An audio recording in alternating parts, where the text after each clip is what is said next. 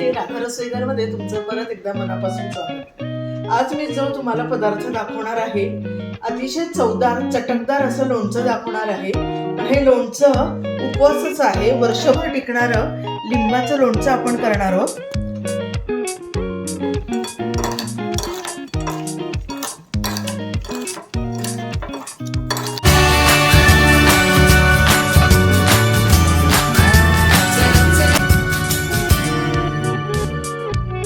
सुरुवातीला लिंब स्वच्छ धुवून पूर्ण पाणी जाईपर्यंत कोरडी स्वच्छ पुसून वाळत ठेवली होती। त्याच्यातला पाण्याचा अंश पूर्ण जाऊ दिला।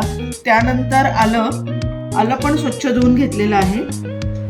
आधी आपण आल्याचे बारीक तुकडे करून घेऊया।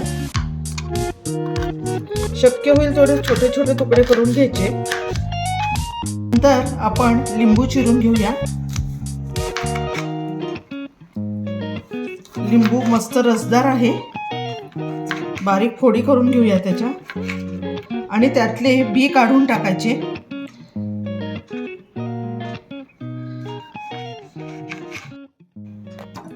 लिंबाच्या फोडी चिरून तयार आहेत, बिया काढून घेतलेल्या आहेत मी। आता सुरुवातीला काय करायचं, हे लिंब चिरून झाल्यानंतर मीठ घालायचं आणि 2 दिवस मीठ आणि लिंबू मुरवत ठेवायचं। त्यानंतर ती फोड माऊ होते। मीठ भरपूर लागतं, साधारण 4 ते 5 चमचे मीठ। आता आपण समजूया 2 दिवस झालेले आहेत आणि ही फोड मुरलेली आहे। त्यानंतर साखर घालायची 2 ते 3 चमचे। साखर घातल्यानंतर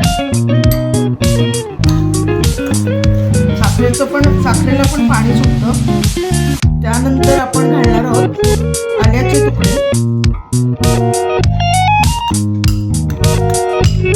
आल्याचे तुकडे झाल्यानंतर ही जी मी घेतलेली आहे, हे आहे जिरा पावडर। जिरे मंद गॅसवर भाजून घेतलेले आहेत, गार झाल्यानंतर त्याची पावडर केलेली आहे। उपवासाचं लोणचं असल्यामुळे आपण जिरा पावडर टाकूया, साधारण 1 ते 1.25 चमचा।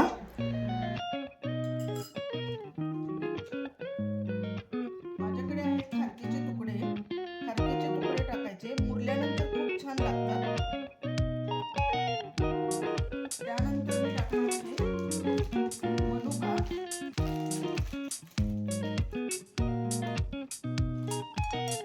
मध्ये मध्ये ह्या मनुका तोंडात आल्यानंतर छान लागतात, त्या पूर्ण रसामध्ये आंबट गोड रसामध्ये भिजतात आणि त्यामध्ये चवीला अतिशय छान लागतात। त्यानंतर आपण टाकूया लाल तिखट,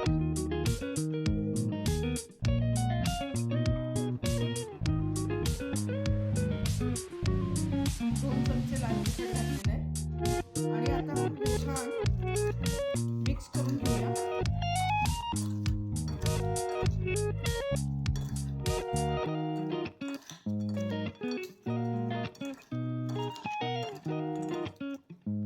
त्यानंतर आता मी त्याच्यामध्ये टाकणार आहे लिंबाचा रस। लिंबाचा रस याच्यासाठी की आपल्याला नुसत्या फोडी फोडी आवडत नाहीत, साधारण जरी पाणी सुटलं तरी एक्स्ट्रा रस आपल्याला